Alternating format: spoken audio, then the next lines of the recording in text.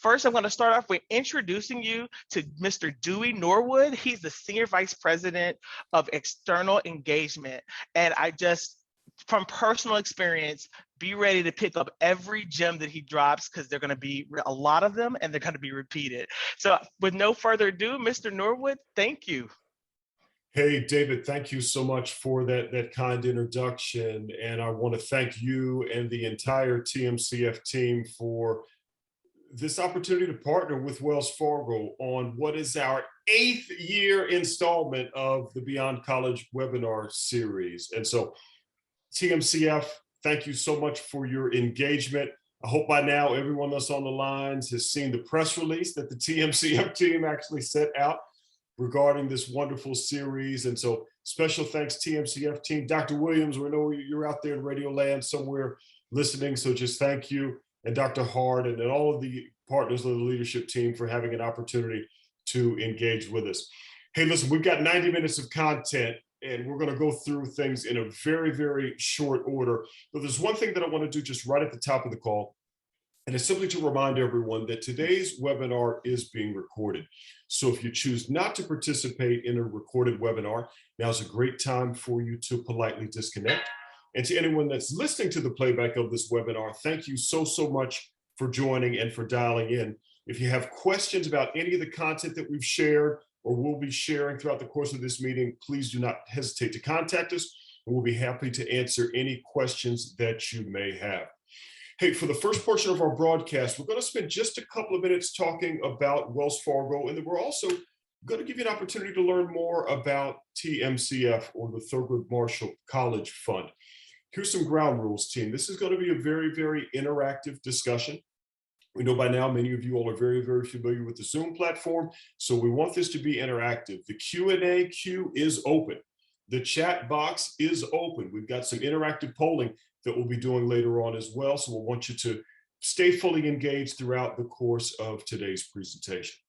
All right, about Wells Fargo, just a quick thumbnail sketch of our institution. This actually comes from our third quarter earnings, so not from our fourth quarter earnings that were released 2 weeks ago, almost, but from our third quarter. And here are the things that I want you all to realize. If you had your highlighter there, I want you to highlight $1.9 trillion in assets.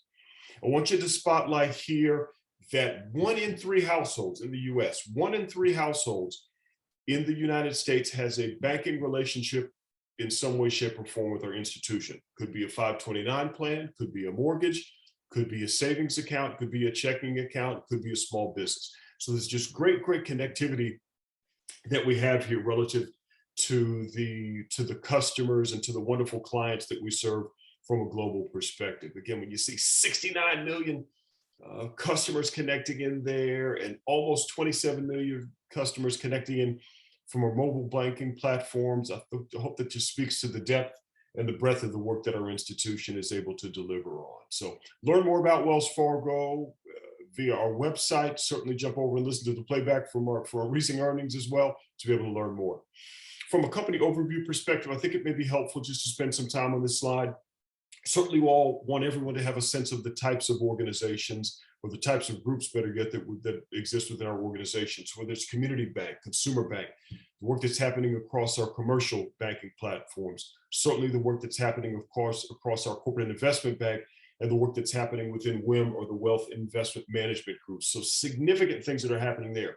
But in addition, there are businesses that are connecting in. So whether you're an auditor, maybe for all of our accounting majors that are out there, or someone that wants to work in the risk space, or wants to spin up a career in the legal profession around technology or public affairs, of course, HR, finance, and within our COO spaces. These are all of the areas that connect in to build out what is this amazing institution called Wells Fargo. So almost 90 different lines of business connect into those areas. And so I always love to say, whether you're an accounting major or a zoology major, you've got space to get connected in to our wonderful institution.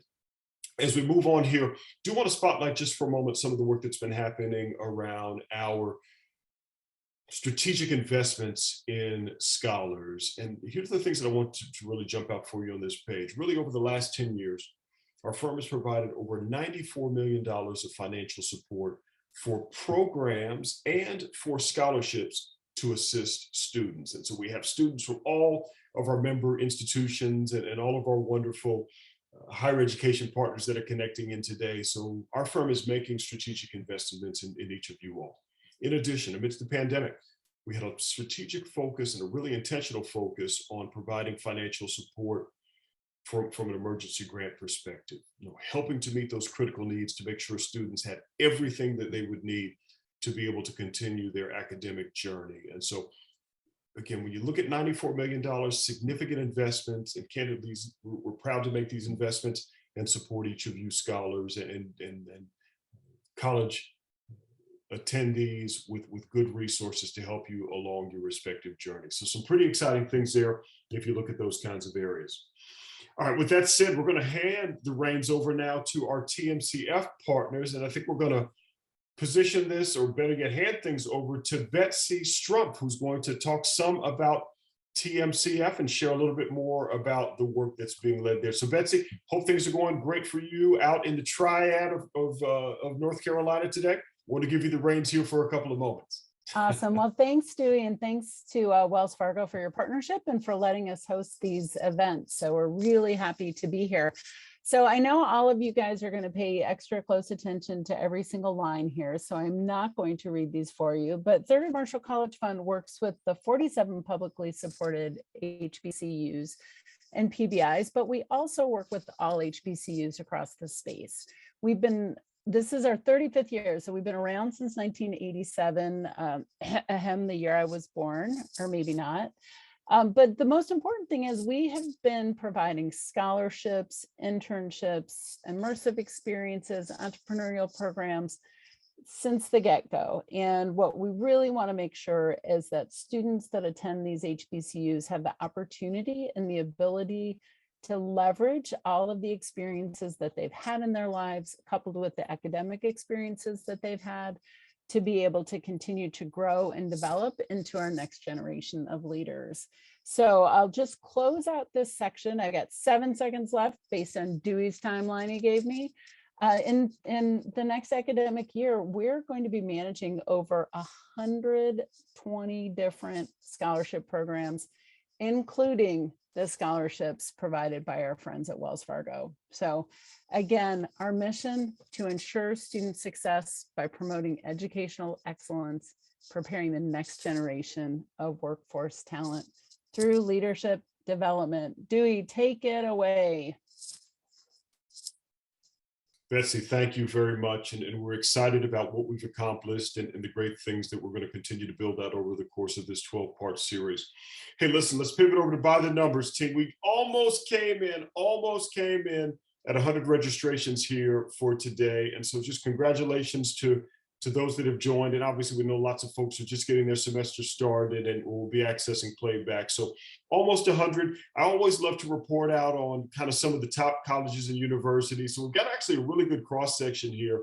We've got representation on today from Baruch College. We actually have a number of folks on from Georgia Tech joining us today. We got folks on from Gonzaga. We got Medgar Evers College in the house representing NYC. Santa Monica College is also here with us. The University of District of Columbia actually, I think, ran through the tape, though, as the #1 referral source here for this week's discussion, or this month's discussion. So pretty excited there.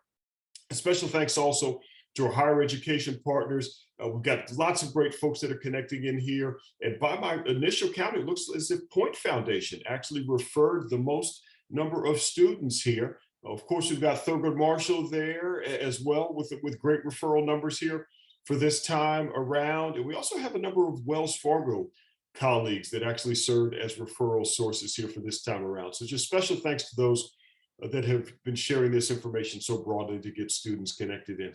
What to expect, you've heard a little bit about it before. We've got a great panel of leaders that are going to be sharing some information that's going to be helpful for you all as you are thinking about what you want to do from a business perspective.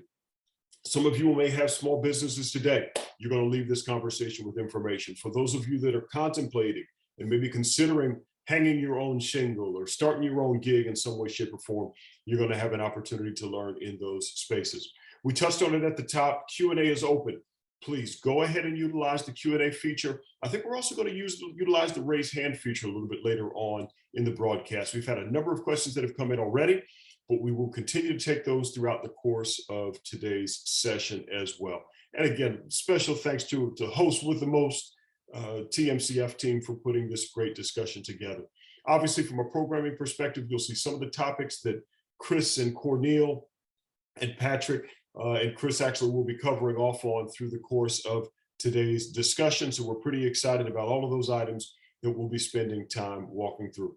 When we get to the end of the call, we'll give you some reminders. We'll remind you about how to access the playback, certainly of this session, which will be available on TMCF's YouTube channel. We'll also spotlight the schedule and also give you some reminders about other resources that will be available for you. Don't forget to get social with us.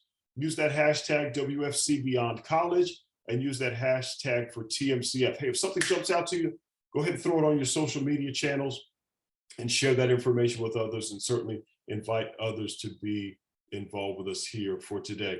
So listen, enough of me.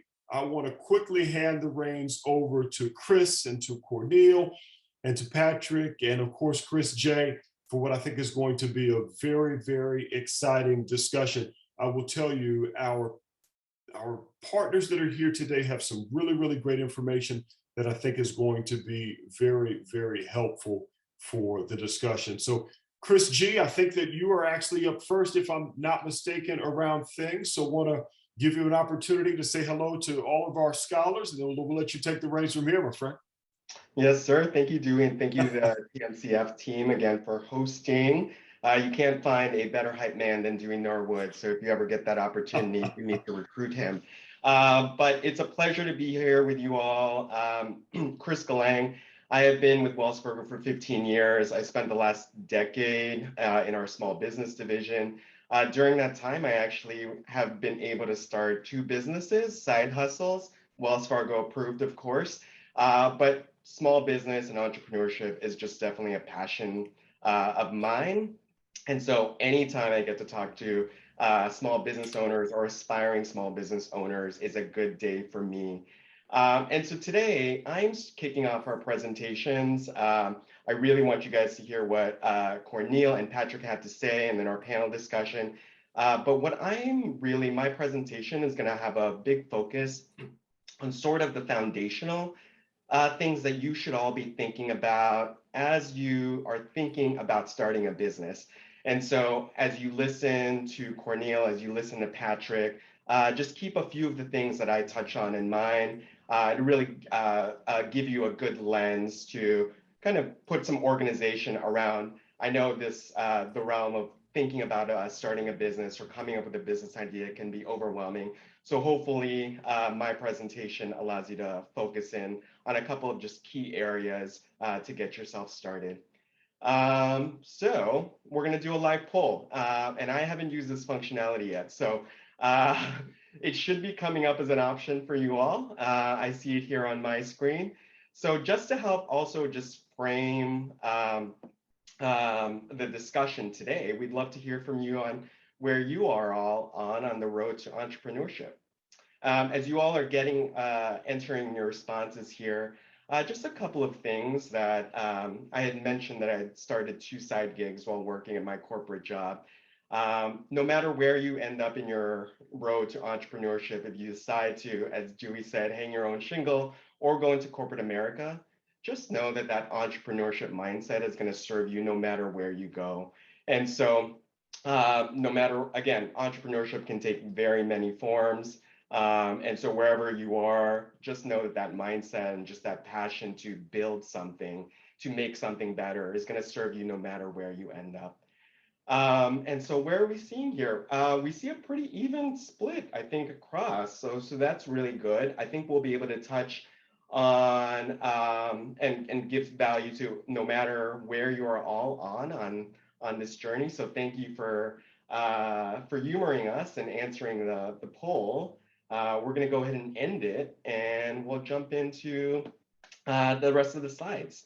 So thank you, Jacqueline.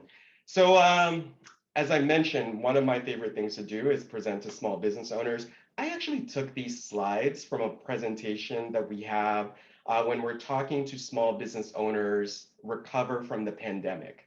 And I was thinking about, as we provide coaching to those small business owners, one of the things that we always like to talk about is that when you are faced with change and have to pivot, you often have to go back to the basics.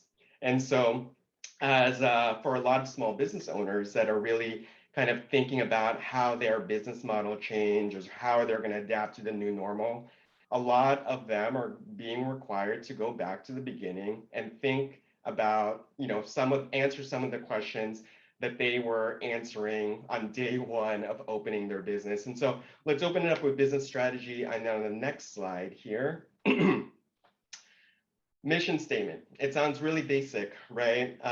But mission statement is really important because in the flurry of starting a business, in the flurry of thinking about your business idea, sometimes it's lost about why you even started a business. And so for a lot of small business owners, again, that are recovering from the pandemic or wherever you all are at in your journey to entrepreneurship, just think about, as you vet an idea, as you think about your business, think about, why did you start that business in the first place? And mission statements are really intended to be simple. Don't overthink it. Don't worry about the words and making them sound fancy. I just pulled up a couple of mission statements from brands that I know you all are aware of.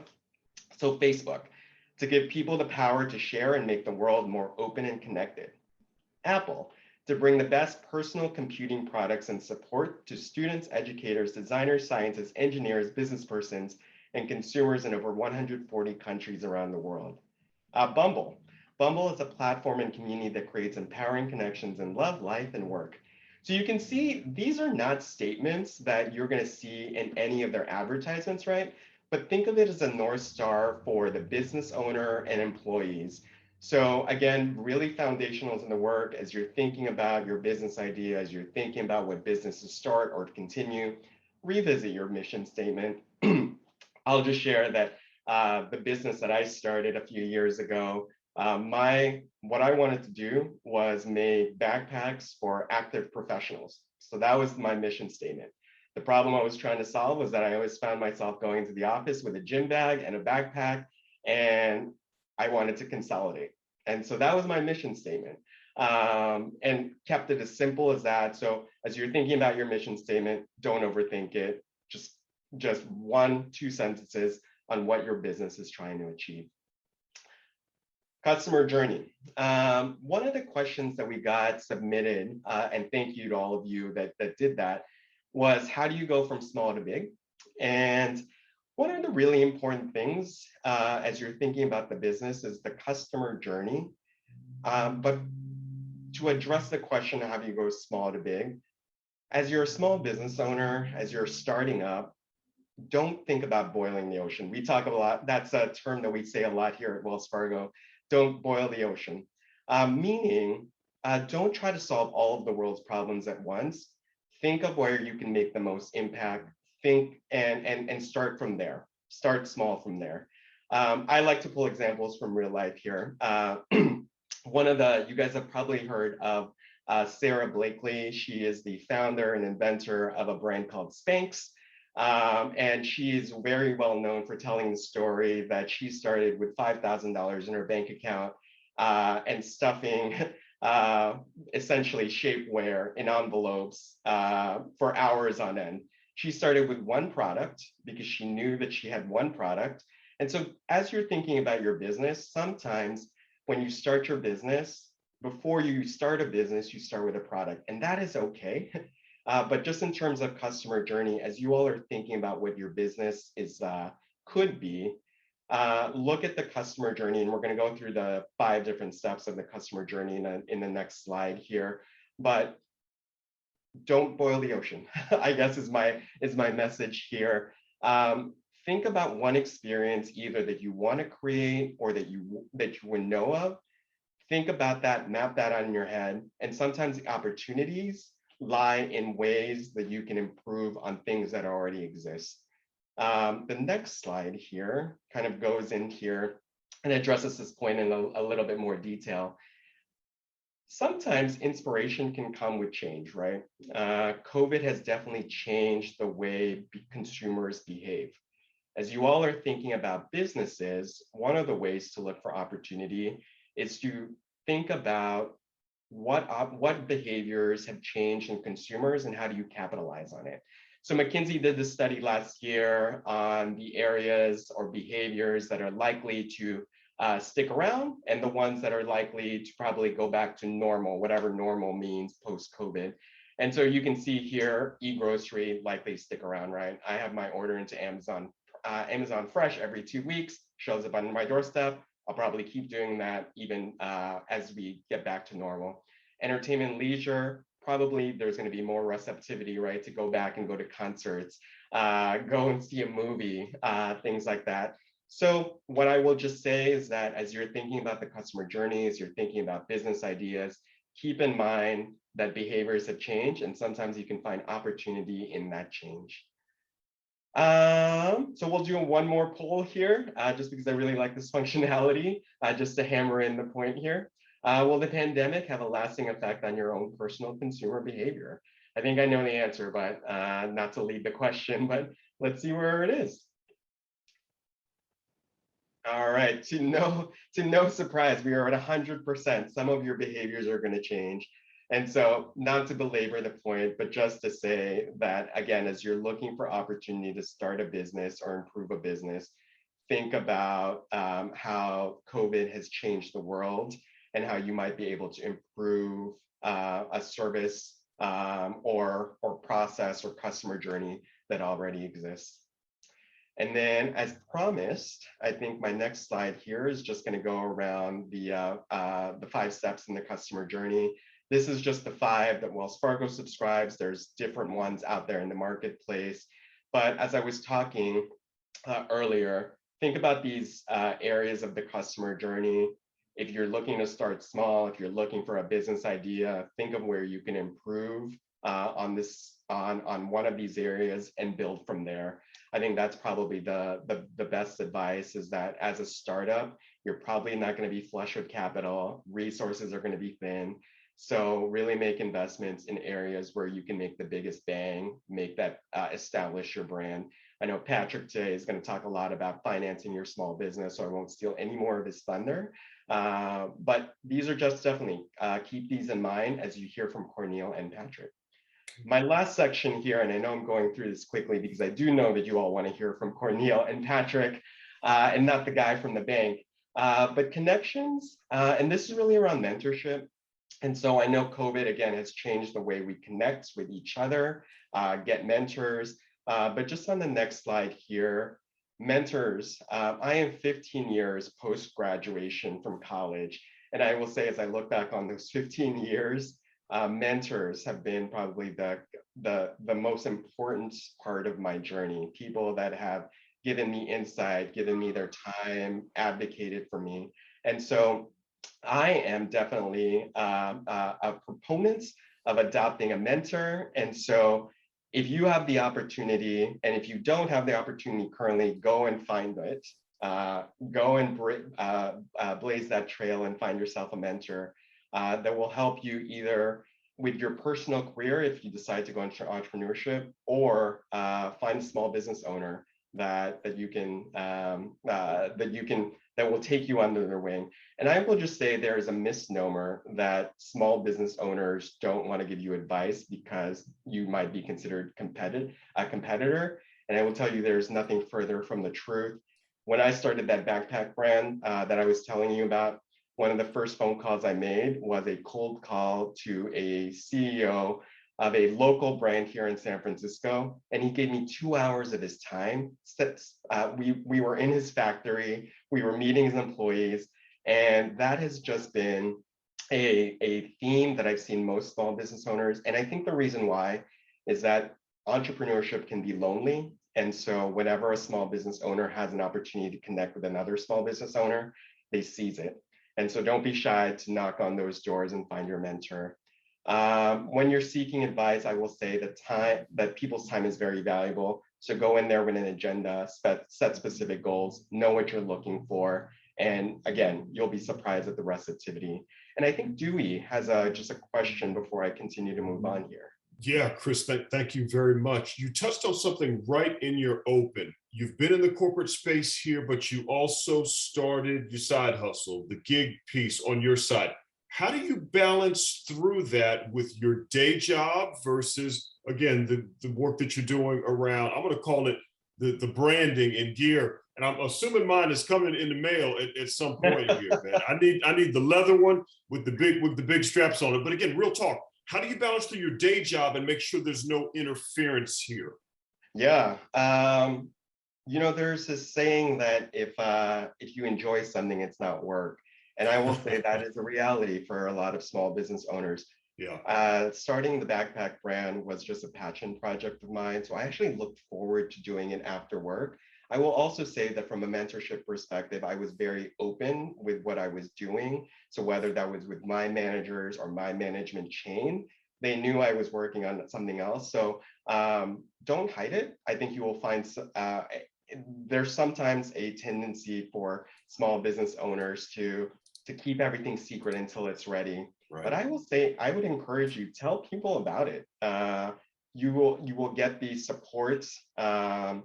You will get more support than I think that you are expecting. And so for me, the balance was setting boundaries at work and setting boundaries. I think that's a really important thing. So I did my job. I was very clear with my management, the things that I was doing on the side, and also looked for advice. But I think it is cliche that if you like what you do, it's not a job. That doesn't mean it's not a hard job. It doesn't mean that I didn't have many late nights, but I enjoyed it. And so, and also I took the learnings from starting my own business and applied it to my day job. Again, I've been working in small business here at Wells for the past decade. And so the things that I was experiencing in real life, I could apply to my day job. And I thought that actually made me a better Wells Fargo employee in the long run. And like I said, also in my opening comments, Dewey, that entrepreneurship spirit is just gonna be beneficial wherever you go. So I know I'm running out of time, so I will just jump a few slides, Jacqueline, to my ending, to just say that as you are looking for mentors, consider resources like TMCF, your local chambers of commerce, go to virtual events, in person when they're back running. But mentorship can be a really powerful tool. And then lastly, before I turn it over to Cornel Montgomery, our Small Business Resource Center, go to wellsfargo.com. If you have any questions around what I've discussed or additional resources, that's a good place to go. Again, wellsfargo.com and our Small Business Resource Center. So with that, I am very lucky to give the floor to Cornel Montgomery. He also made the jump from corporate America to entrepreneurship. So again, I want to give him a lot of time. So without further ado, Cornel, I'll hand it over to you. And thank you all for your time. And please continue to send us questions. Thank you, Chris, for the introduction. Thank you to the Wells Fargo team, Dewey, Chris J, and the TMCF team. It is certainly a joy and a pleasure to be joining you. I have very long roots with Wells Fargo. I used to work for Habitat for Humanity headquarters, and I worked very closely with the Housing Foundation almost 10 years ago. And I applied for a few jobs at Wells Fargo as well. I didn't get any, but Wells Fargo is certainly the fam. And I am a proud graduate of an HBCU, so it feels good to be connected with an amazing community. TMCF, your name rings true in the community, and I personally appreciate all the work that you've done to mobilize resources for what I know as some of the best institutions in the land. I am a proud member of the Marching 101 band. I played the baritone, and if I was in person, I probably would have kicked up a 90 for you and marched you down the yard. But in the meantime, in between time, I'm excited about this conversation around entrepreneurship in the gig economy. I laugh when I think about how formalized these terms in terms of entrepreneurship and the gig economy has become, when back in the day, it was just simply a side hustle and a side gig.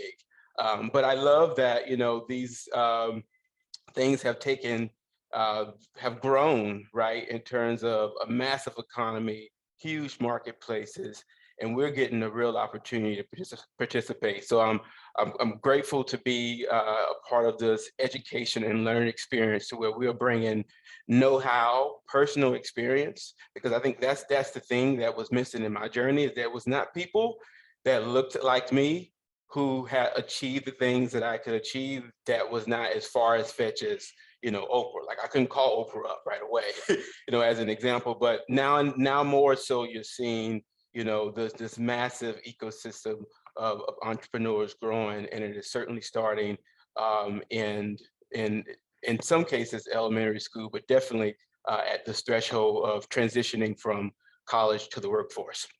And so I wanted again just to say thank you and move on to the next slide to give a little bit more of my introduction. So as I stated, I went to South Carolina State University, but that wasn't enough. I needed one more shot at an HBCU, so I am a proud member and a proud graduate of North Carolina Agricultural State University. If you don't know anything about GHO, you are missing out on the greatest homecoming on earth.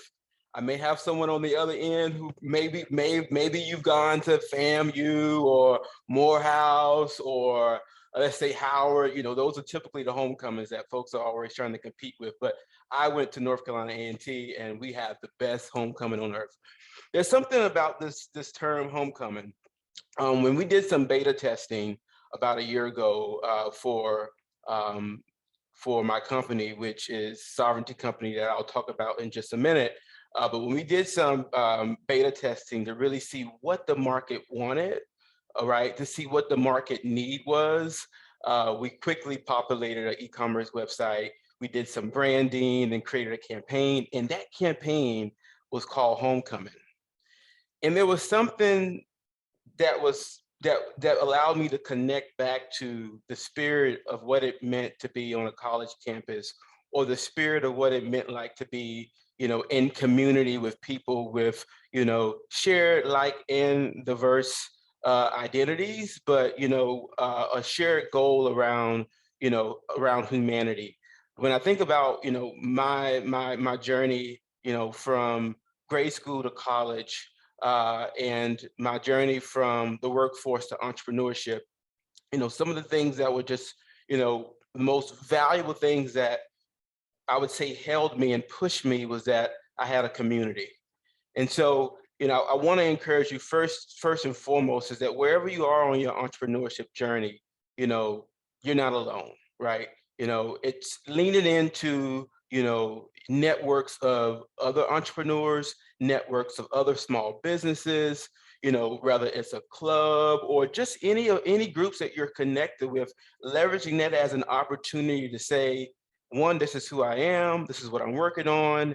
And those are some of the first people where you can really test out your hypothesis or your assumptions around any business idea. And what I would say, kind of coming out of corporate and now, being the CEO of a major enterprise is, one of the things that I had to bring myself back to, and that I encourage you never to lose sight of, is just the spirit of community.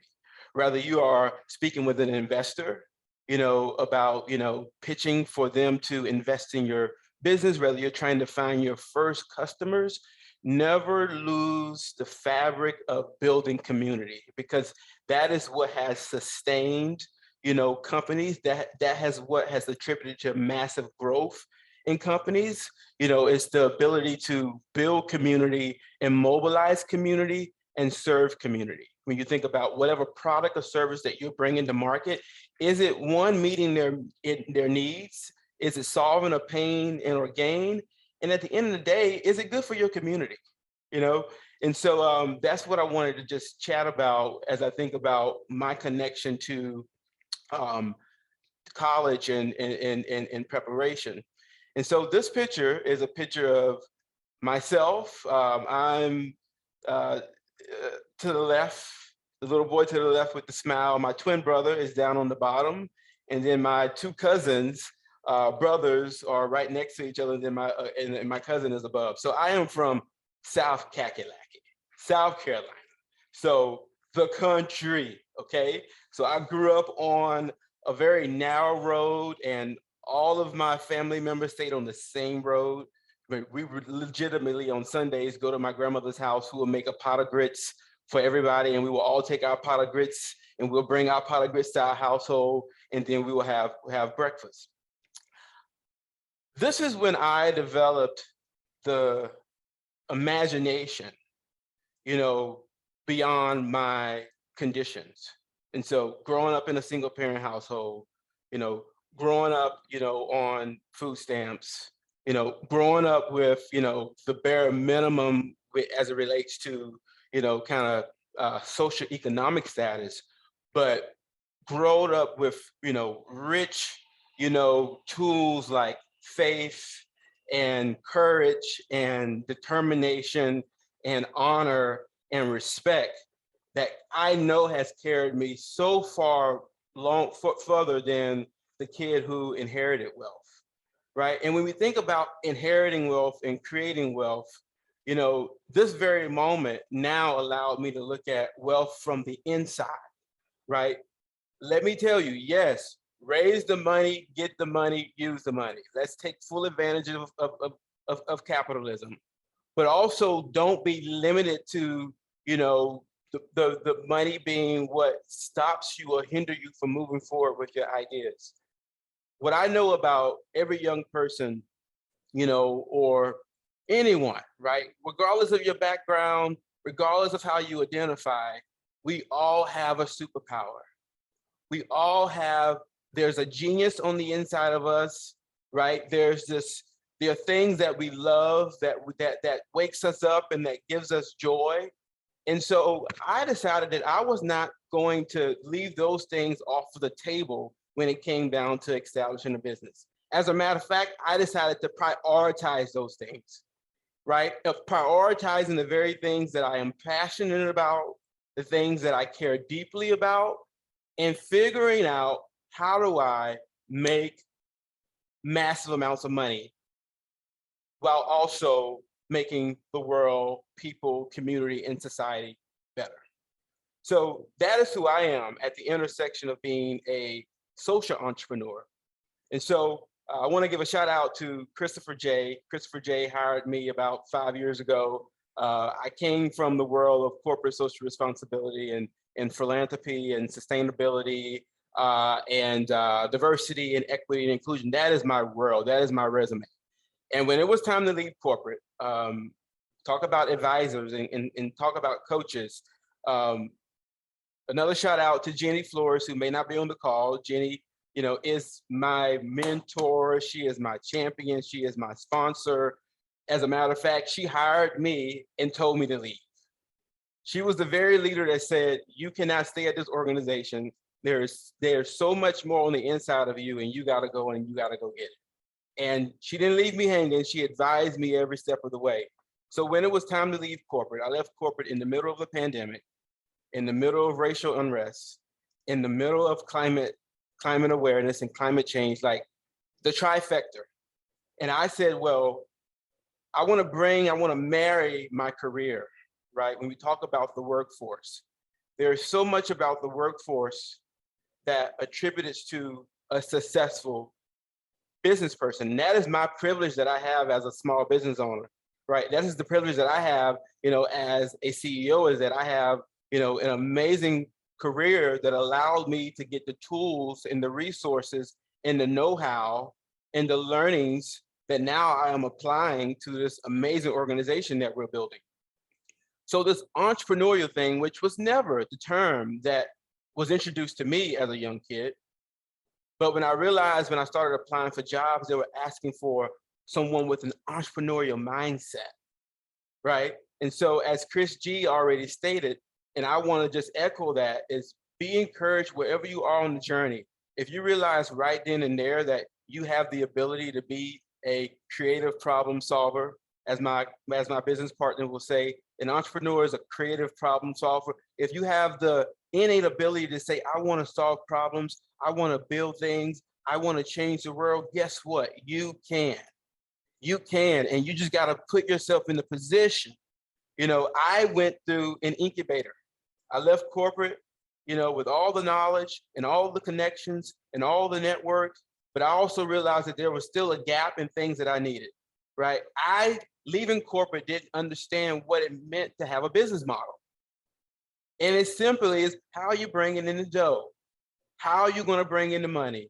And yes, you should be thinking about that. From a wealth and abundance perspective, you should be thinking about a business that's going to bring you in the dough, right? To help you establish a new legacy for you, your family, your community, but also others. We're looking at this picture right here. This is in Chile. And this is, if you can imagine what a ton looks like.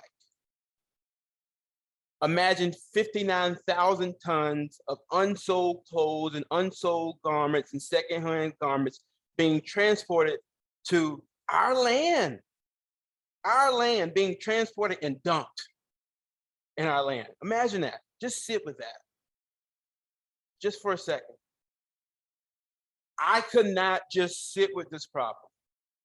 And I realized that I was in perfect position to leverage my sustainability background, my corporate social responsibility background, and the fact that I love clothes and that I am passionate about expressing myself with fashion.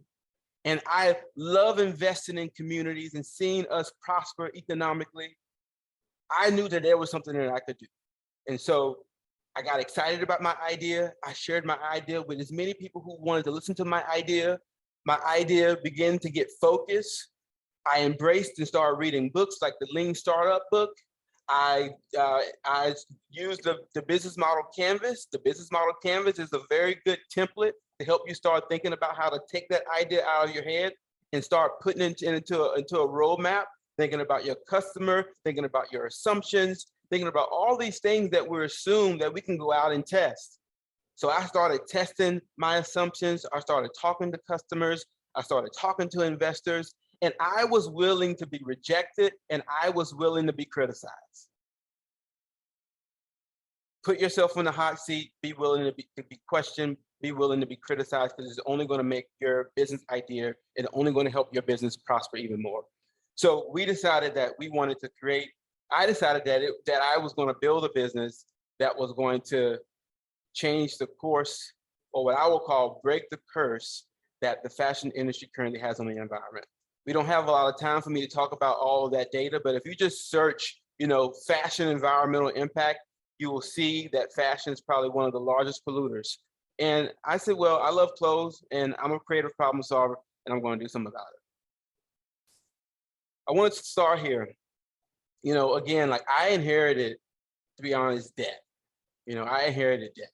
And, you know, I have all the education in the world. I have a PhD, right? So imagine even the school debt.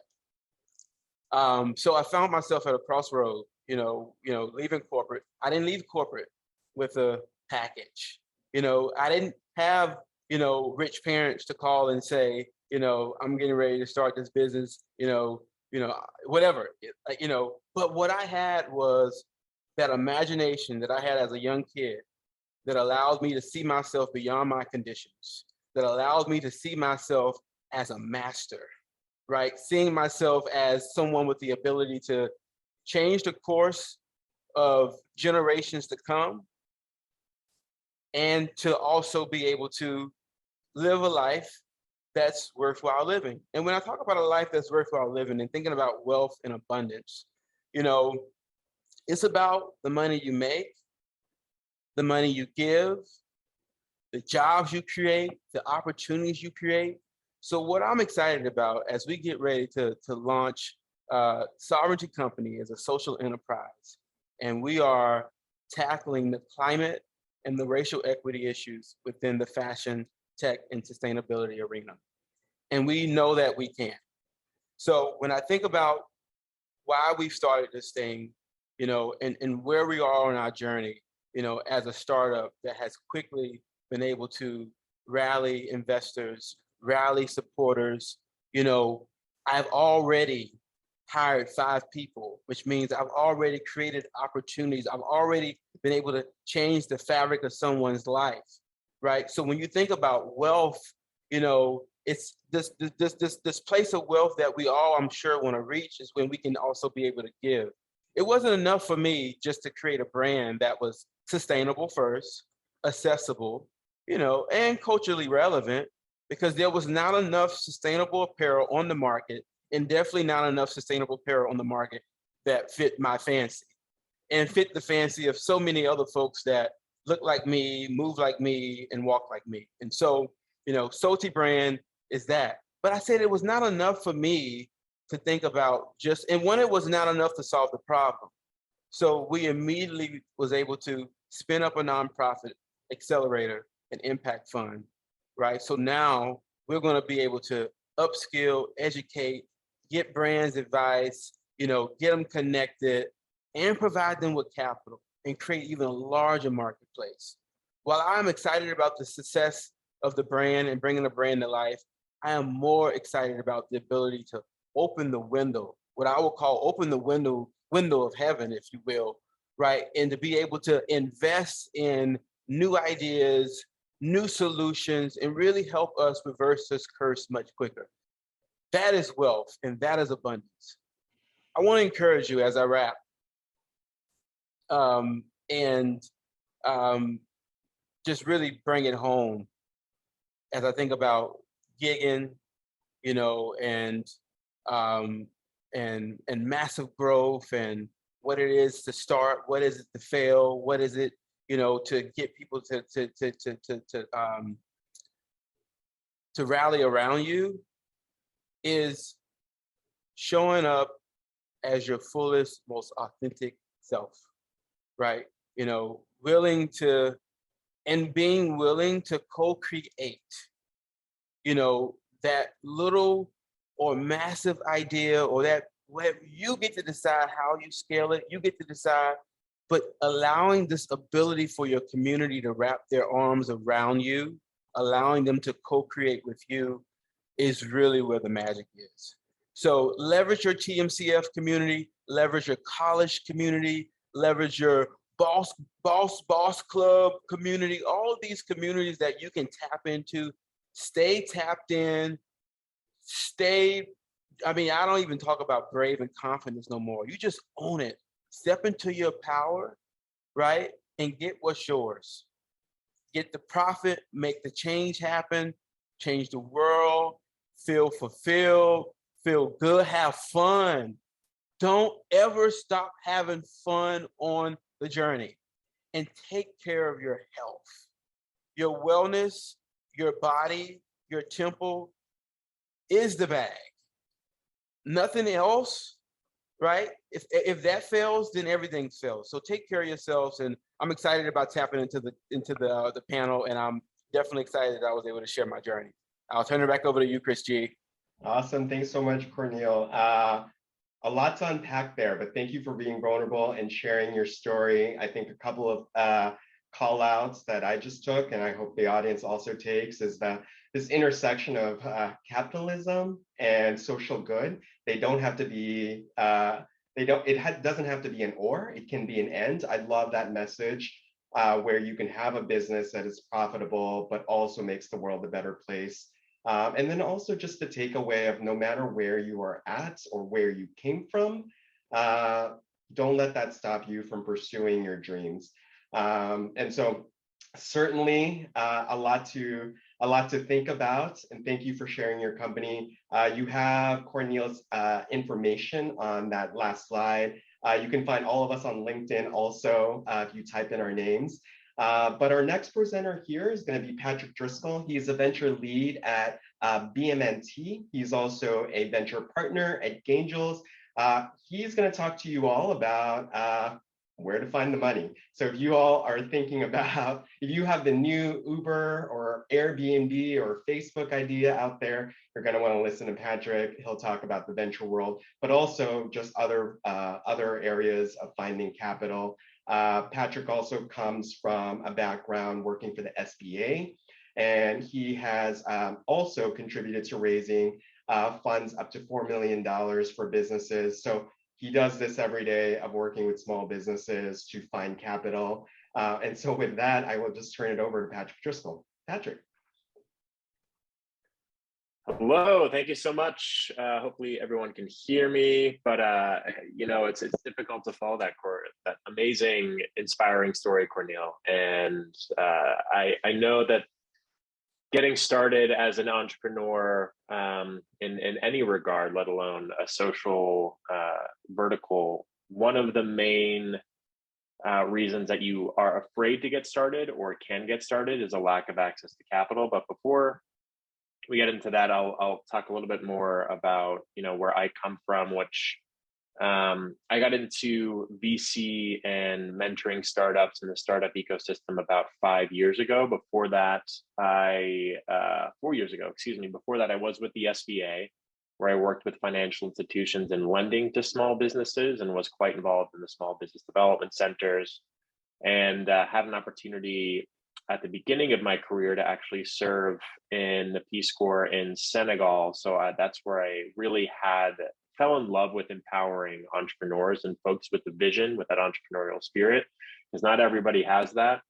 And identifying folks in not only West African countries, throughout Latin America, throughout US. I was in LA for a bit, San Francisco, where I'm located now, all throughout the US, identifying those folks with the entrepreneurial spirit and getting them access to technical assistance and capital has been a huge focus of mine. And I'm super thrilled to be here. So before we get into the capital, I wanted to just differentiate between tech companies and traditional companies, like top level 101 type stuff. And like tech company, AKA startups, is all about innovation, creating kind of an innovative solution around a problem that's going to be pushing the mold.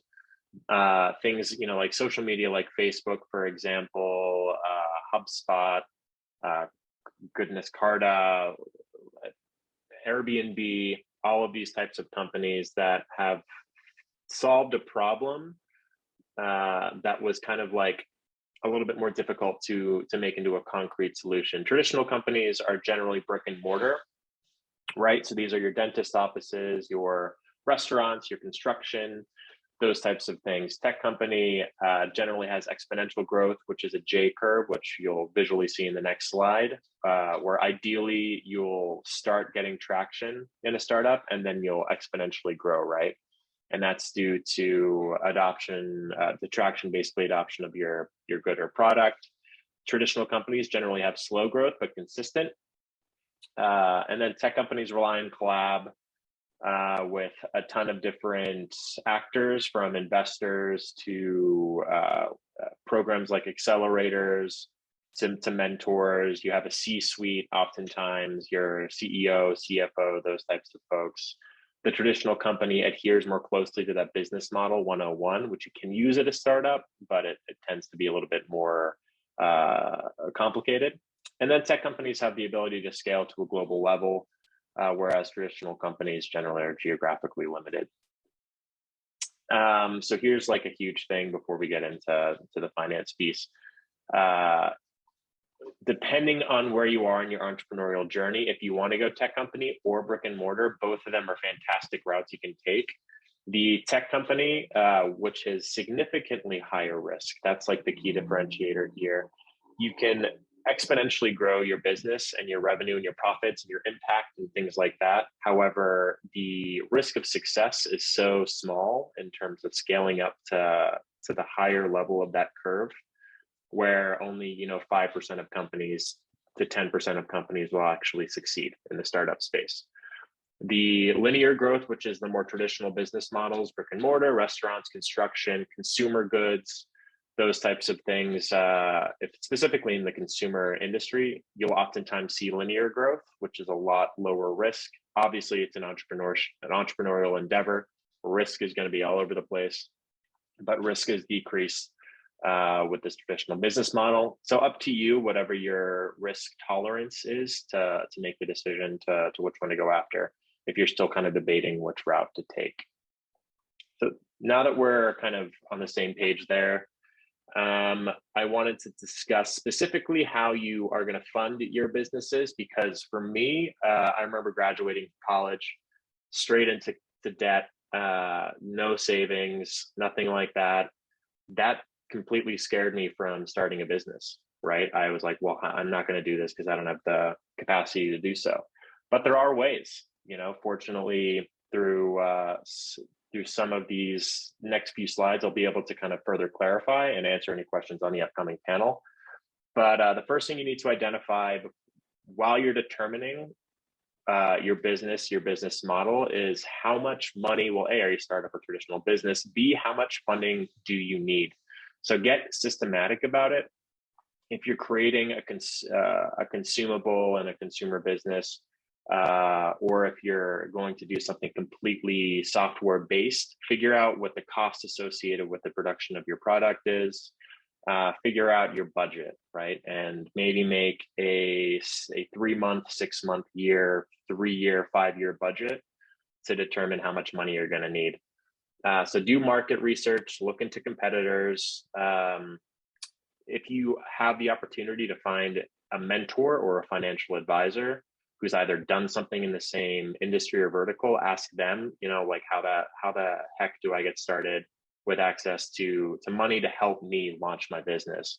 And then create various scenarios. So what happens if I get all the money that I want? What happens if I get half of the money I need from investors, half from crowdfunding, et cetera? So determine kind of what your future is going to look like and how that's going to steer what your business is.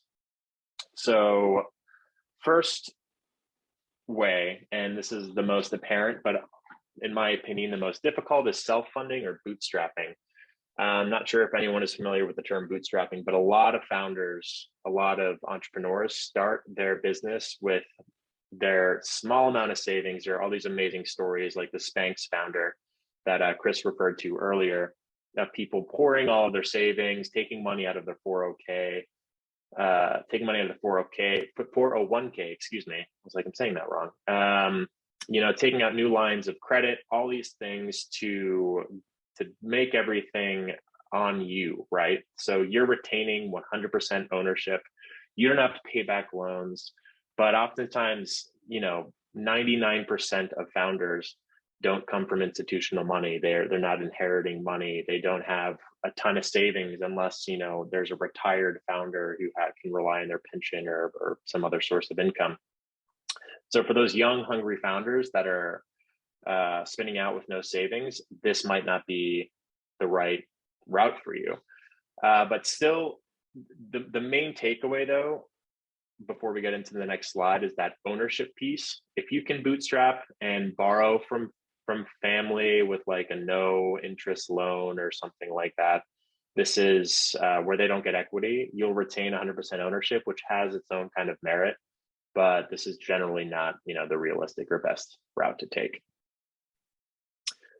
So investors, I saw in one of the questions, like, how do you get investors? So first, let's just define who investors might be. Friends and family. When you're first starting out, these are your closest bets. Your strongest bets, I should say. So friends and family, you can actually make them investors through a variety of legal templates where they'll actually get equity in your company. So they have a stake in your company as well, which is a good incentive for them to invest. So you're not just being like, hey, Patricia, could you give me like 50K or 5K or $500 or whatever, and I'll get it back whenever I become successful. Aunt Patricia would get equity in your company, right? So she's incentivized and she would see a return there. Friends as well, oftentimes a lot of early stage founders hang out with other founders, and the ones that are further along will oftentimes invest into the ones in their social network. Next, we have angels. These are high net worth individuals, folks with cash that just invest in companies for that return. There are a lot of networks you could break into that are full of angels, angel lists. There's a ton of syndicates, groups with an easy access way for you to get your business idea out to them, and ideally try to get in front of some of them where you could pitch and get some angel investment. And then we have VC, which is, the super sexy industry of VC, where it's kind of larger checks tends to be than angels and friends and family. And then we have a couple more investment opportunities via crowdfunding, which I'll get into a bit. But the pro here is risk goes to investors. You get a big inflow of cash, or the cash that you need. However, you're giving up a percentage of ownership. So you need to be really smart when you think about investing. You need to know who to go to, listen to other founders, entrepreneurs about which investors, angels to go with, so that it's founder-friendly terms. You want to retain as much as your business as possible, right? But you also need that money. So you need to be willing to give up some of your company in order to get the business. And then look for investors that are value add. So oftentimes VCs will provide mentorship or access to business development. They want you to succeed because they're going to get money out of you. But some of them are actually impact driven and care about founders. So there's the easiest way to do that is to ask other founders and entrepreneurs. So here's just quickly, I won't go through this line by line, but this has also changed drastically in the past 5 years, let alone 10, 15. These are how big, you'll hear these when you start talking to founders, pre-seed, seed, down to IPO, ranging from a variety of check sizes. And then the investor types I mentioned before, like pre-seed, when you're first starting out, founders, oftentimes that's out of your own pocket, and then friends and family. We got seed, which come from angels, friends and family, micro venture capital funds, which are small checks, series A, B, C, and then down to IPO. But you can read all this when we get this out. Crowdfunding. So this has exploded in the past couple of years, perhaps decade. And checking out websites like Kickstarter, I Fund Women is a great one, GoFundMe, WeFunder, Fundable. Those are just some examples of ways that you can put up your business, your pitch, your executive summary, and raise money from a large amount of people. If you have a cool consumer good, if you're launching a fashion line or doing something that just is visually stunning, there's a lot of really great ways you could crowdfund it.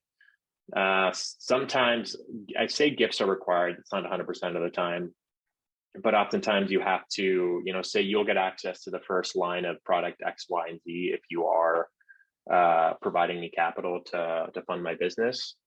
But that's not always the case. So pro here, you retain ownership of the company. You get access to liquid capital. The con is it's slow. You're going to have to wait for that money to trickle in. It's not going to come in as one lump sum, right? You're going to be relying a lot on marketing, hitting the streets. If you're using a website, updating all of your information, sharing that link out to like everyone in your network and then some, right? And then you potentially could be on the hook for gifts. Before we get into loans, there is crowdfunding or equity crowdfunding, I should say, which has recently become very popular, which you can look into. So it incentivizes those individual contributors to crowdfunding where they'll get tiny bits of equity in your company. So that's an option. And they've recently changed some legal structures to make it easier to get equity crowdfunding. So that's something to consider. Finally, loans. So my background in the SBA, I have a ton of institutional knowledge in my brain about this. Wells Fargo obviously is heavily involved in what these look like. There's a ton of really great small business friendly, startup friendly financing mechanisms, right? They're SBA backed loans, meaning that the SBA will guarantee the loans for your lender. There are ones outside of the SBA as well that I'm sure Chris can talk about on his team at Wells Fargo and any kind of institution. I would recommend here going to the Small Business Administration's website, and they have a lender match where you can actually put in the information for your business, and they'll match you with the best financial institution. Could be a large institution, could be a credit union, things like that. I wrote sharks down here because there are, specifically online, if you search small business funding, you'll find folks with very little due diligence processes that will just give you money. However, there's like some crazy, either APR, you're going to owe a ton of money, with huge interest rates, or the collateral that they're going to take is bad. So be aware of not taking money from just anyone. You need to do your research before you do this. And I got a pro here. You retain ownership of your company. You get access to that liquid capital flow. It's secure for the most part, specifically with large institutions and well-known like credit unions and SBA-backed loans. But you're going to owe the money back, right? So there's going to be interest there. It could affect your credit score. It's collateralized most of the time, I would say. Cool. So yeah, here's just some resources that I wanted to provide. I mentioned the SBA with Lender Match. There's small business development centers associated with the SBA. There's SCORE as well, which is a great online tool. Online learning about access to capital. Udemy, Coursera, they have courses specifically focused on these types of things like business plans, but even more granular than that, right? So how to actually properly finance your business and fund your business, VC 101, how to attract investors, where to go. And then if you're curious more about VC, angel, and even friends and family, there's a great book called Venture Deals, which I think I've read like 4 times. My dog actually ate my copy, and now it's still readable, but I whip it out on planes and stuff, and like people stare at me like I'm insane because I have a chewed up version of this book. But there's one other thing I'll mention here is, and I've said it before, and I say this to all of the startups, the founders, entrepreneurs that I mentor, just talk to other founders, other entrepreneurs, and they are going to have the best knowledge of what bank they used for getting a small business loan, or what organization they went to get access to like a group of investors. There's a lot of diversity focused groups, for example, in syndicates and Blacks in tech, Latinas in tech, Out in tech. Harlem Capital is a great VC fund. If you need access to VC, Black VC, there's Hustle Fund. Look into the verticals that your business is in, and then look at funds that specialize in that vertical. Research, hit the streets, grow your network. Go to events, go to Zoom events. Once in-person events happen, that's a good way to go and do it. But really rely on your network, and then look into the mentorship that Chris kind of referred to before. And that's it. That's all I'll say. Thanks.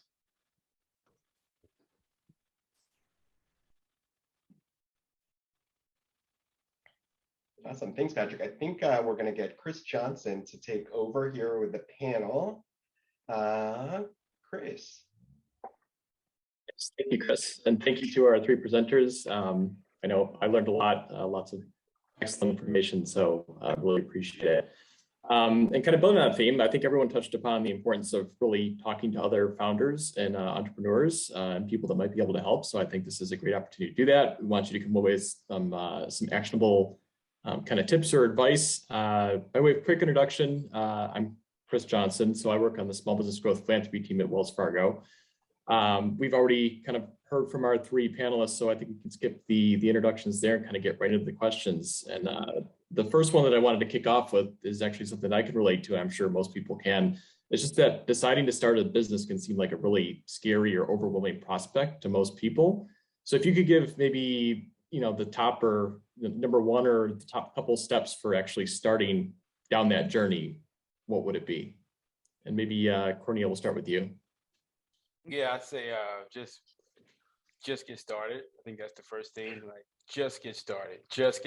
Untangle yourself. Another thing is to start charting it out. One of the things that I invested in is I made my walls writable.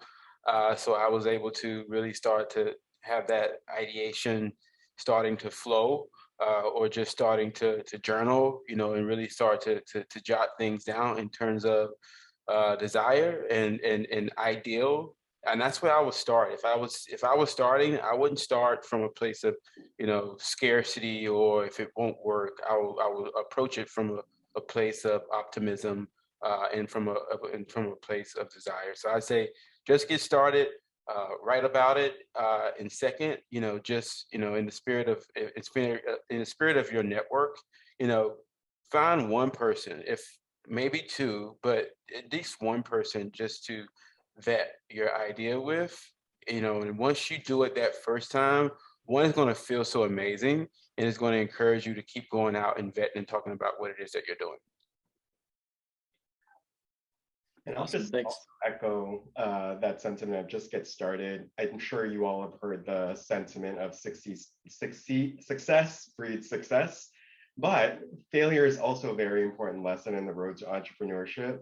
And so don't be afraid to fail. But, I think Patrick mentioned the scenario building. I really love that. Like, think about all of the things that could happen, but also just try and then just see where you end up. And so make small bets, but if nothing else, just try, and you'll learn and you'll iterate. Start small, grow big. Yeah, I'll just add, do your research. I love, Corneal, you mentioned like ask somebody to vet your idea. I would ask a mentor or somebody who understands the industry that I'm breaking into or trying to break into. Here's my idea, here's my pitch. Is it going to work? And then I would, maybe speak with 3-4 folks just to get their insight for discovery to validate it. And then, there's only so much research you can do. And then you really got to hit it, right? You got to like take that leap, jump off, and hope you land in some success. Excellent. All great advice.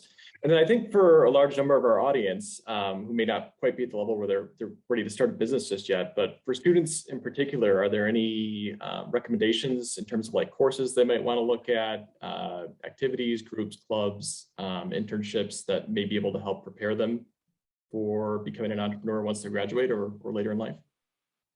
Maybe Chris, we could kick off with you this time. Yeah, actually, some of the resources that Patrick mentioned on his last slide, Udemy, Coursera, the technology has just been such an enabler for learning. And, there's just so many new ways to learn outside and inside of the classroom. And so I know for all of you all are students, I know you all are probably aware of the latest technology more than me, but definitely explore those resources. And again, I just want to continue to reiterate this. The best teacher and the best learner for any small business owner, whether you're a small business or an entrepreneur, is another small business owner, an entrepreneur. I think in every one of our answers, we've touched on it, but just talk to someone who's doing the same thing as you. And that is often the best source of information. And Dewey looks like he has a comment here for us. Chris, just a real quick one here. I want you to reiterate that point. You mentioned it twice. Sometimes folks don't want to ask. We're real talk. First time joiners, this is real talk. Sometimes folks don't want to ask. Why is it important to ask? I'm trying to just make it real plain, Chris. Because none of us are experts at everything. And if we were, the world would be a very boring place. And, I can pull a lot of the cliches, but they're all true. You never want to be the smartest person in the room, God forbid. And the way, and I think Corneal also touched on this, was small business owners have this weird, sometimes desire to keep everything close to the vest and not share, whether that's because they're embarrassed at their idea or they want to make sure that they launch something that's perfect. I would say that those are often in your head. And again, I think it's the most interesting conversations, and why I enjoy it so much as part of my job is talking to small business owners, is because of the passion and the ingenuity and the innovation that they bring. So I would say get out of your own head. If you have any qualms about asking a small business owner or an entrepreneur or seeking out a mentor, start small, ask a friend, a trusted friend, see what that experience is like. But yeah, just get out of your head and ask for help. Being vulnerable is very much okay. And then, Chris, I want to add to that, once you learn, hashtag pay it forward. The same way someone shared with you, you've got to be willing to share it with someone else. So for sure. All right, scholars, I want to put a reminder in for you all. We're going to continue with the panel for a few more minutes, but we are going to utilize the Q&A feature. And so we're going to allow you to raise your Zoom hands as you would like to. And then we'll also go ahead and take a couple of your questions. You can also drop those into the chat if they need to happen in a way that's a little bit more confidential. Feel free to post those there. So panelists, back to you all here. Good information so far. Hey, Christopher Johnson, I'll make one more point on, how to access the university. Two more things to consider.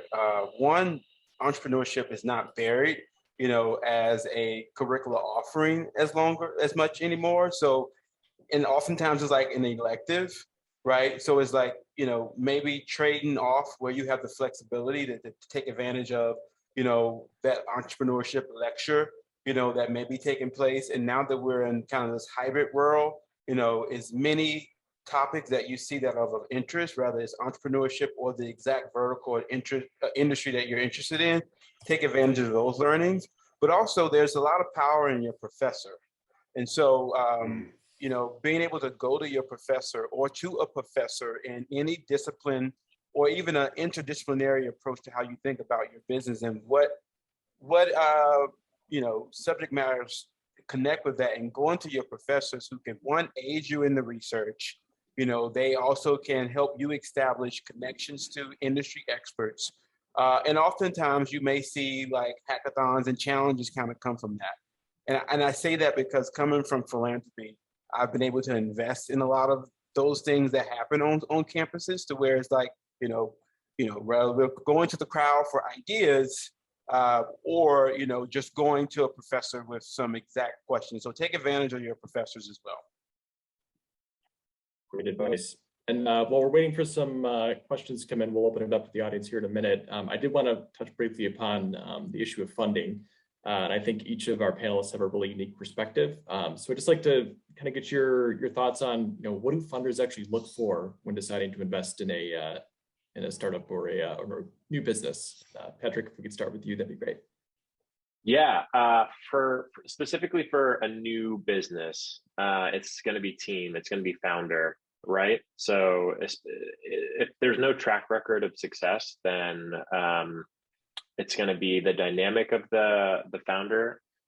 If they can understand through some sort of self-SWOT analysis or diagnostic where their weaknesses are, and if they can surround themselves with mentors and prove to me that they are a fantastic technical founder, so they can build or engineer or whatever, but they're not the face of the company, they find somebody that is.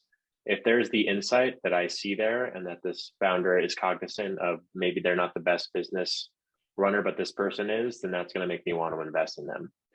Prior experience is huge. I know we have a lot of university students, so it's hard to really build that up. But being personable, being approachable, really being passionate, that's huge. Once you start with traction in your company and start with sales and ARR and all these different financial terms, then that becomes more apparent, and I'll focus on that. But initially, the first meeting and foot in the door is founder, and where they come from in my network, if they're coming from somebody that I trust. Excellent. Chris, any thoughts? Yeah, just on the more traditional financing side, I will say that one of the most important things as you all are sort of embarking on this journey, and also as university students, is the importance of personal financial health. And so banks are really looking at, personal credit scores as they evaluate lending for your business. And I think a lot of folks don't make that connection. So invest time in your own personal financial health. Make sure you're taking a look at what your credit score is as you look for traditional bank financing. And then also the other piece of it is that while there is traditional bank financing, Patrick also talked about other avenues. There are also community-based organizations. If you're not familiar with CDFIs, or community development financial institutions, think of them as mission-based lenders that sort of serve communities that are historically underserved. And so Wells Fargo, we actually, in partnership with an organization, just launched a service. If you go to bizresourcenavigator.com, and biz is B-I-Z, you can learn about CDFIs, and then also, if you're ready, be able to explore financing options from CDFI. So again, traditional financing, a lot to do with your personal financial health. So keep an eye on that as you look to apply for traditional financing. Awesome. And then just before we open it up, Cornel, someone who's kind of going through this process as we speak. What are your thoughts? Yeah, I'd say everything that my fellow panels have said times 10, and the ability to clearly communicate your problem, your solution, and how you plan to address it. If you could, think about doing some finance projections, sometimes those things look good as well when you're right in the thick of it. And the ability to tell a good, clean, crisp, exciting, enticing story.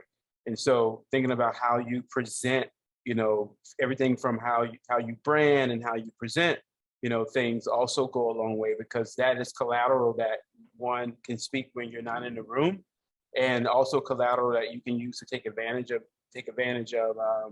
help. Oftentimes you're just one person. So it's just like, if you can create a good deck, a good pitch deck, right, that clearly articulates everything and it looks good, right, then it just makes speed things up a little bit more.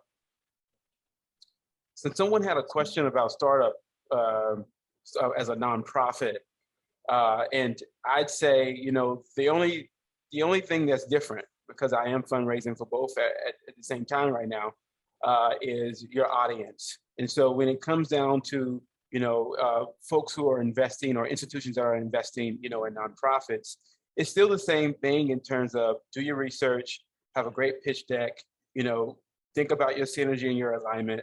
But on the other end, you have banks, right? You have philanthropic institutions like foundations. You have individuals, whether they're just family or friends or high wealth individuals, but they're going to look for the same thing, right? And that's the kind of relationship you want to, if you take charity out of it and you think about, these are my investors who are helping me grow, my mission, if I'm a nonprofit or a for-profit, you still want to have that level of sophistication to show people that you've done your due diligence, right? People want to be able to see what your capacity looks like, be able to clearly state what your needs are, and don't forget, ask for what it is that you not just need, but what it is that you want. And I think about the first ask that I was preparing to make on behalf of the nonprofit. I was talking with my advisor, and I was like, I want to ask, for this. And she's like, is that going to solve the problem, right? Is that truly what you need, right? So, again, that whole idea of having a mentor and advisor kind of lockstep with you in the process, serves value from start to finish. Awesome. Yeah, you 100% of the time you get no if you don't ask. So that's the first step. I've seen some questions come in here. One is, does a major affect my chances of pursuing entrepreneurship? As I'm currently seeking a minor in entrepreneurship for my school. I guess we've kind of looked at that. Does that play into it? Are you locked into something if you decide to major in college, or are there opportunities to kind of grow beyond that? No, absolutely not. I mean, yeah, entrepreneurs come from every walk of life. And oftentimes, my degree was in international relations for undergrad. And now I work in venture capital, which is like very, very opposite sides of the spectrum in my brain. Your major is going to allow you to start to get experience in whatever specific thing you're interested in. If it's, policy or science or whatever, you'll start to gain experiences that could dictate or lead to you creating a problem or creating a solution to a problem that will then lead you to run a business. If everybody who ran a business had an MBA, it'd be a very boring industry, right? So the fact that entrepreneurs come from such diverse backgrounds, folks that didn't even go to college, right? We have amazing stories of folks that dropped out. it started some of the biggest tech companies in the world. So it's such a diverse group of people. It's just that the underlying trait of an entrepreneur is that like entrepreneurial spirit and the risk factor, and you're hungry and you want to go after it, right? It doesn't matter what your major was in. It's gonna, it could help you with underlying knowledge. So don't knock it. I won't knock it, but that's what I'll say. Excellent advice. And I know we're running short on time here, so maybe this will be the last question. This will be a quick recommendations. I want to ask if there's any good book recommendations for someone that wants to start small and grow big. So maybe it's kind of a last touch. If you have any recommendations and like to share with the audience, it's a great time to do it. Any more panelists? I'll recommend like Lean Startup.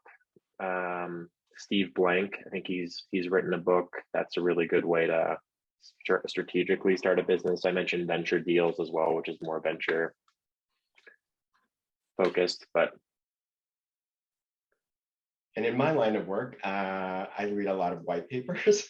And so I would say also, depending on the industry that you're in, or if you want to go into a particular line of business, there's a lot of opinion pieces out there. White papers are always just, if you don't have time to invest in a book, search those out, because yeah, there's a lot of really good information in those.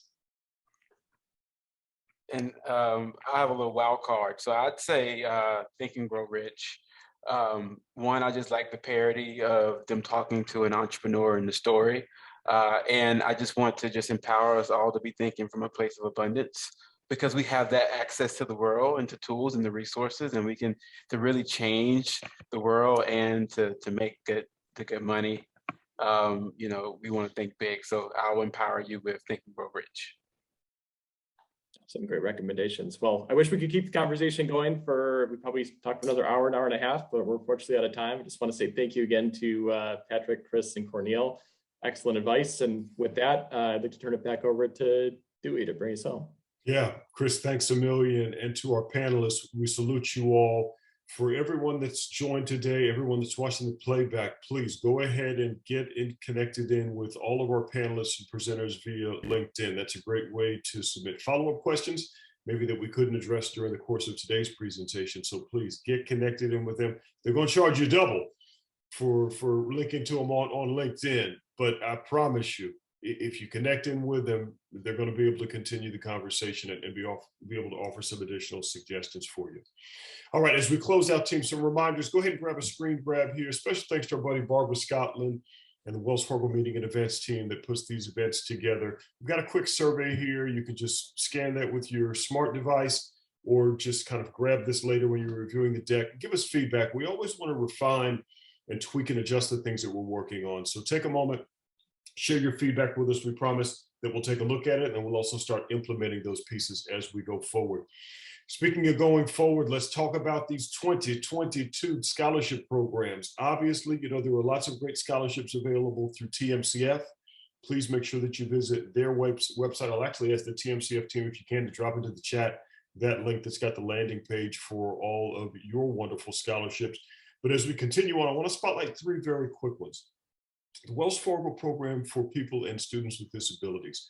This program is a very, very new one for us. We're now in year 5 of this particular program, where scholars that have a disability have the ability to receive financial support either for full-time studies or for part-time studies. And so we've got a deadline of February the 18th with this one, so it's right around the corner. Please go ahead and get your information submitted relative to that great program. And special thanks to our friends at Scholarship America for making that one available. The next slide spotlights one that's a little bit more internal. I know we have some of our Wells Fargo colleagues that are on with us today. Don't forget about the dependent scholarship program that's up and running now through March the 2nd. That scholarship is one that's actually available and renewable for undergraduate students, but now also for graduate level students. So please take a look at that wonderful program via our corporate intranet, and then in turn, you can learn more about getting your scholars information submitted for that great program. Last but not least, let's give a big shout out to all our veterans here on the next slide. These are the individuals that have been literally on the front lines for us, protecting our nation and keeping us safe. Veterans program, I think now year 6 for this wonderful program. Please note, this is both a scholarship program and also an emergency grants program. And so this program is eligible for any veterans based upon the guidelines as you'll see outlined on here, but it's also available for the spouses of a disabled veteran. Very, very important that you read the fine print relative to this one. A really, really strong program. Special thanks to Sean Passmore and the team and the Wells Fargo Foundation and Social Impact and Sustainability for helping us have these great programs out. The emergency grant piece is also there. Hey, if you're a veteran and you have, something that happened to your car, or maybe you have an emergency special need, please tap into that emergency grant program. We want to be able to help you have resources. We never want you to have to leave your college experience because you had an emergency come up. So if we can help you in those areas, please go ahead and get those items submitted. Last but not least, team recruiting. We've got a couple of roles that are actively up right now. And as we jump to the next slide, I'll ask you to focus on this one specifically for internship opportunities. Go ahead and get your screen grab here. There's some great opportunities across our consumer lending group, across finance, our analytics space, of course, public affairs, and also some of the work for some of our masters and PhDs in the quant space. Please reference those job ID numbers. You can actually look those up directly on Wells Fargo jobs.com, and then in turn can get your application submitted. Please note the deadlines are quickly approaching relative to these programs. So be sure to get those items submitted accordingly. Hey, and then a shout out on the next slide to all the seniors in the house. Make some noise. We've got full-time openings that are also available. So please take a look at the great opportunities available on the finance side and also through our analytics and data. So really important opportunities there. Again, visit wellsfargojobs.com for additional details. All right, beyond college, you obviously know about it because you're here. So we are now off and running with this year's series. We've now gotten one in the can, so to speak. We've got 11 more modules to go. We're going to talk about mentors and sponsors in February. We're going to be spotlighting resume writing and job interviewing. We're going to be talking more about budgeting and money management when we get into April, and then spend some time in May talking about managing student debt. When we get to the later portion of the year, summertime frame, salary versus value, one of my favorite sessions of the year, where we encourage folks to evaluate all the job opportunities that have come in to say, well, is it better to work in this market or in this market? How do things measure out as you're looking at different roles and opportunities? So come get involved with us there. July the 28th, I need you to highlight this one in purple highlighter, pink, whatever color you rock with. We got to have you on 7/28, biggest webinar of the year. Had over 1,000 students register last year for our careers and internships discussion. So come join us there. When we get to August, we'll hit the topic of leadership brand. And then we'll wind up the year in September, October, November with a trio of sessions, one around building a path to graduate school. We're also going to unbox credit when we get to October and get smart about credit month. And then we'll finish strong with social media smarts for all of you that are called digital natives. I think it's a fancy term for you young cats that are on here nowadays. All right, last but not least, we've got some additional resources on the next slide. We talked about the Wells Fargo Jobs page already. Also want you to go ahead and get connected into the talent community. Go ahead and scan that link, or go ahead and drop that information into your search. That's going to take you directly to the talent community, and then in turn allow you to stay connected in on relative to career opportunities across our firm. Certainly get connected in for any veterans that are on to the resources through our military recruiting efforts. And then of course, beyond college, which we touched on, and then quickly on TFS. Tuition Funding Services, up there in the right-hand corner of this slide, is an aggregator that provides students with resources for your college journey. So whether you're a high schooler, which we have some high schoolers on today with us, whether you're in your undergraduate experience now, or whether you're working on your master's or your doctoral program, you're going to be able to find resources through this great group. Be sure to visit tuitionfundingsources.com. Take 10 minutes, build a profile, and then make sure you're connecting them with the great information from there. All right, with that said, I also, again, want to salute all of our panelists for the great information that you all shared. Thank you so much for spending some time here with all of our scholars, and to the folks that are watching the playback. Really great information. My mom is a small business owner. My wife is a small business owner. So hanging your own shingle team is not a bad thing at all. Don't forget to join us again on February the 17th for our next discussion. This one is going to be all about mentors and sponsors. You can scan the QR code there on the page and it'll take you directly over to the site where you can get registered. Special thanks again to the TMCF team for what was a great kickoff. Betsy, we got one down and we got 11 more to go with things. And so I'll let you share a closing thought and we'll get them out of here. I don't have anything more to say except for what a bunch of awesome nuggets. I only tweeted once, but I'm hoping everybody else tweeted a whole bunch more than me. So thank you so much to our partners at Wells Fargo and to everybody that joined us tonight. And we can't wait to see you on our next Beyond College. All right, Betsy, thanks a million. Team, don't forget, playback will be available on YouTube via TMCF's YouTube channel. Stay safe, team. We'll see you next month. Till next time. Good night.